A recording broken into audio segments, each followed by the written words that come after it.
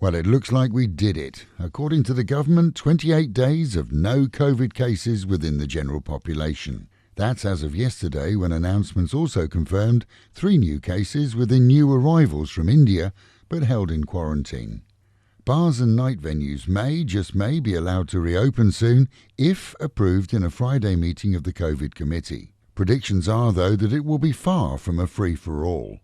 And strict conditions could be imposed, which may include customers not sitting or fraternising with staff, staff required to wear full masks at all times, and a limit to the number of patrons per establishment. Obviously, all customers will be temperature tested, and customers too must wear masks when not drinking.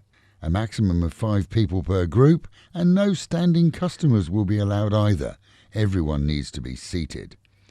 Dancing won't be allowed, and if musicians are allowed, then they'll have to play behind a protective screen. Other conditions may include the ban on games such as pool and darts. It could be a start, though, for many, but when that goes into effect or could be approved is yet to be decided.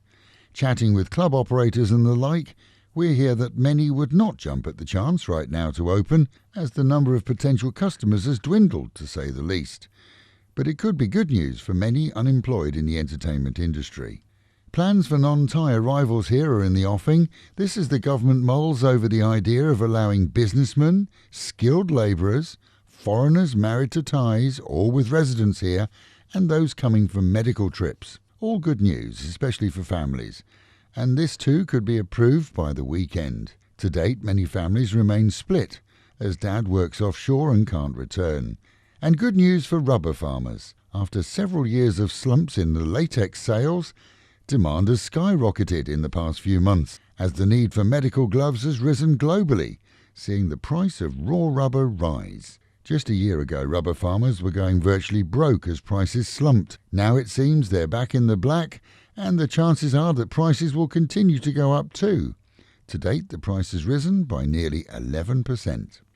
Meanwhile, at home and in Pattaya, 5 Chinese were arrested yesterday accused of running a loan scheme that charged extortionate rates. Operating out of Nuglua, the gang were unlicensed, but are thought to have had 100 million baht out in short-term loans. As computer records and equipment were taken by police for examination, charges are expected to be placed by today against all involved.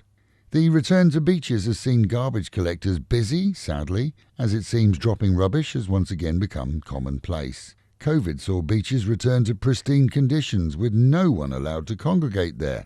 But as we're allowed back on the beaches again, so the rubbish has once again piled up. Friday will be the last food giveaway from the Fabulous 103 studios. We expect the usual 1,000 in queues. But from Monday we'll go back to aiding those in the city feeding the poor with supplies from our fund as donations dwindle.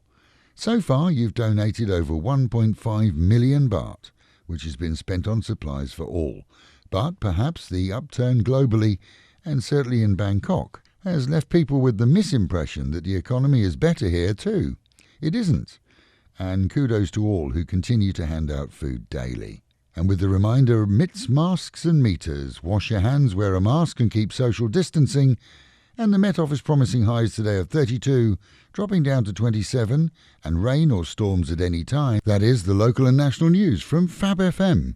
For videos and of course to keep up with Fabulous Pattaya, visit alwayspattaya.com.